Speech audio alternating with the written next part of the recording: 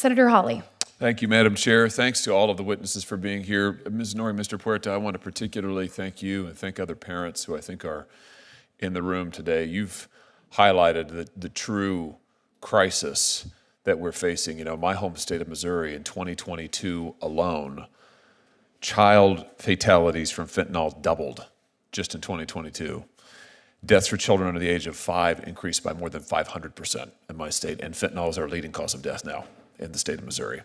So the fates that your families have endured are being replicated all over my state as well.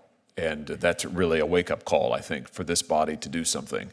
And we absolutely do need to seal the border against those who would traffic illicit drugs into this country, and we need to prosecute those who are doing it. But I want to zero in on something that you both talked about, and you in particular, Ms. Nori, where your own children and your child was exposed to these illegal drugs, namely Snapchat and the social media platforms. You said a second ago that you have repeatedly reported drug dealers and other illicit posts on social media platforms using the platform's own reporting rules. And I think what you said is that most of the time, the vast majority of the time, the answer you get back is, well, this is a valid account or they otherwise can't do anything. Did I hear that correctly, Ms. Nori? That is correct, Senator Hawley. So here you're trying to follow the rules that these companies have set up. They say, oh, well, we'll deal with the problem if you just report it. You and other parents, and I see parents behind you who are nodding, you're out there reporting. They're not doing anything.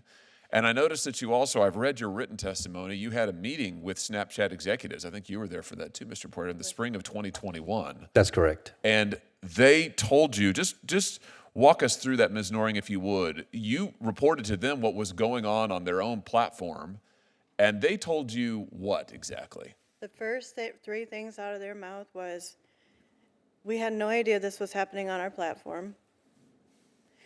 You can't sue us because we're protected under Section 230. And as parents, you should have been monitoring your children better. My son was 19 when he died. Number one, how do you monitor an adult?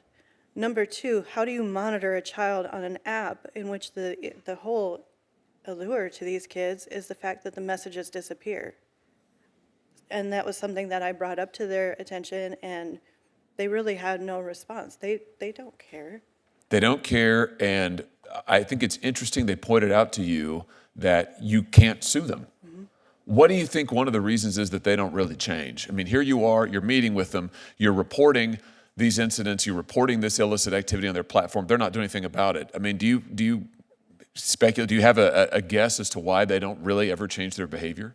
There's no incentive to. And even with the in-app reporting feature, that was something that they pointed out to us, like we should have known that this existed.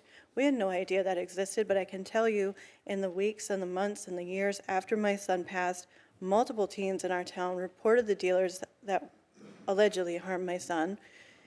And all that would happen is they would take down the account. These dealers would go and get a new burner phone, set up a new account. Snapchat told us they had IP blockers and Wi-Fi blockers to recognize the devices. These dealers are buying burner phones. They're going to, I don't know, your coffee shop, your school, you're going to the library and setting up a new account. Our dealers in my community laughed at Snapchat. They're like, haha, they tried to bamboozle us. We're back, baby. Seriously.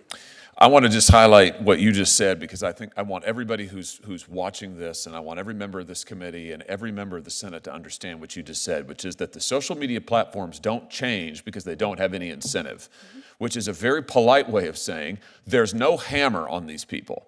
They do whatever they want to do because they know nobody can effectively hold them accountable. And they really let the mask slip when you two walked into their offices and told them that they had participated in the killing of your children, because that's what happened. They made money off of it effectively because they're making billions of dollars on their social media platforms. They're killing our kids. They're exposing them to all kinds of ungodly material, and they won't do anything about it because we can't hold them accountable. And I just want to say to members of this body, that has got to change. It is time to give parents the right to sue these platforms. No company in America has the liability shield that these companies have. They can do whatever they want to our kids, and we can't do anything about it. And I say that as the father of 3 young children. I'm terrified of what my kids might find on social media for the reasons that you've given today. But as a parent, I can't do a thing about it if these companies decide to exploit my children. And it is time for that to change. And we know how to change it. The way to change it is give the parents in this country the right to get into court. Open the courthouse doors and allow them to sue these companies. It's time. And until this body takes that action, I just have to say almost nothing else we do is really serious. You can try to fine them, they don't care. You can change the rules on reporting, they'll evade it. You can slap them on the wrist, they won't do anything. Until plaintiffs can get into court, nothing will change. And so I will introduce legislation, this Congress, to allow parents, to allow you to go to court and sue these companies. And I call on every member of this committee and every member of this body to support this effort to get justice for your children. Thank you for being here today. Thank you, Madam Chair.